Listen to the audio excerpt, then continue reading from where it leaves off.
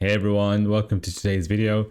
Today we're looking at systematically going through questions. Now that's quite easy to say, but sometimes quite challenging for a lot of our children. So I'm going to go through an example which I think can highlight how easy it can be. So let's jump onto my iPad and figure this out. So it says my digital watch is set to show time according to the 24-hour clock. It is currently showing 21:10, right? Or 9:10 or 10 past 9. How long will it be until it next shows a time with the digits 2110? So when students think about this question, they kind of rush into it and forget some of the key parts, right? So let's kind of highlight some of the key things that is being said here. So firstly, it's asking us, what is the actual question?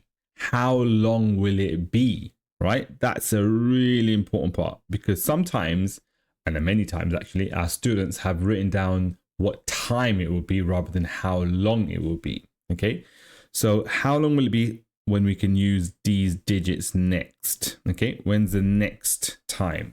Now, obviously 21:10, we've got the digits 2, 1, 1, 0.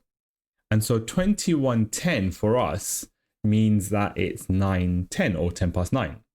And so the next time would be, well, can I firstly, the first question in my mind would be, can I keep it at 9 something? Well, if it's 9 something, then 21 would be the first thing we would need to have, right?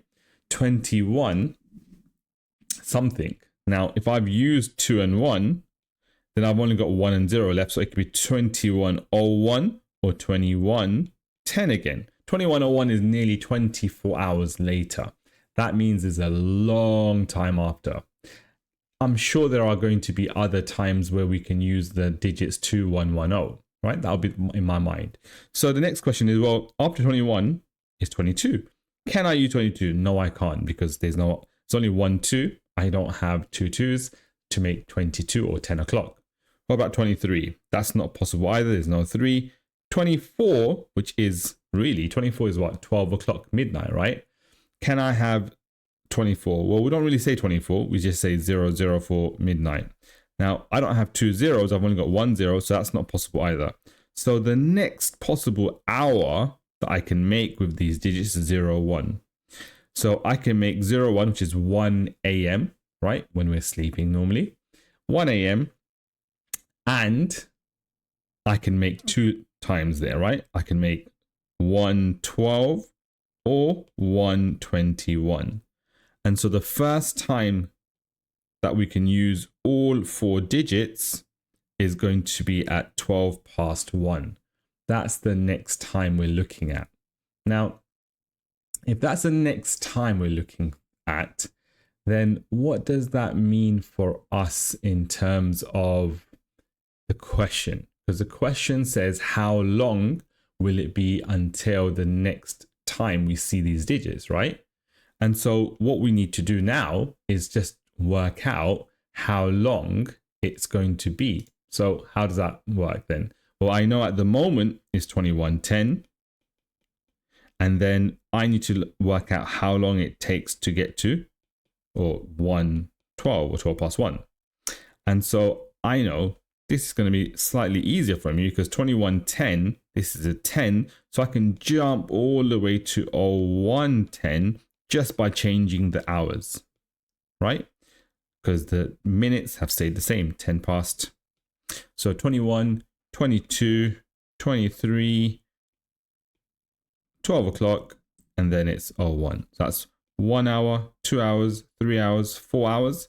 That's 4 hours altogether. And from 1:10 to 1:12 is going to be another 2 minutes. And so the answer is going to be 2 hours and 2 hours, 4 hours and 2 minutes altogether. That's how long I'll have to wait until we get to see those same digits. Now, how did I work systematically here? Can you see the method I used? I started off the fact that, I know my time is 10 past 9. and I know I need to use the same digits. So I try to keep the hour the same. That's the closest time I can keep it, right? If the hours are the same. And so that wasn't possible, because actually it was possible, right? But it would have taken nearly 24 hours later. And that I thought, I'm sure there'll be another chance for us to use the same digits. Then I said, well, after 9 o'clock, it's 10 o'clock, then 11 o'clock, then 12 o'clock, then it's 1 o'clock. And that's when I realized, this is where I can use the same digits. I didn't randomly think of time. I thought of it one after another. 21, 9 o'clock, then 22, 10 o'clock, 11 o'clock, midnight, 1 o'clock. And that's when I realized I can use the digits. So working systematically really helps us avoid you being random. Now, being random, sometimes you might be a bit quicker, but 90% of the times, or 99% of the times, you are slower using trial and improvement. So it's better to use a systematic approach like this. Hope that's helped you, and I look forward to seeing you tomorrow in our next video. Bye.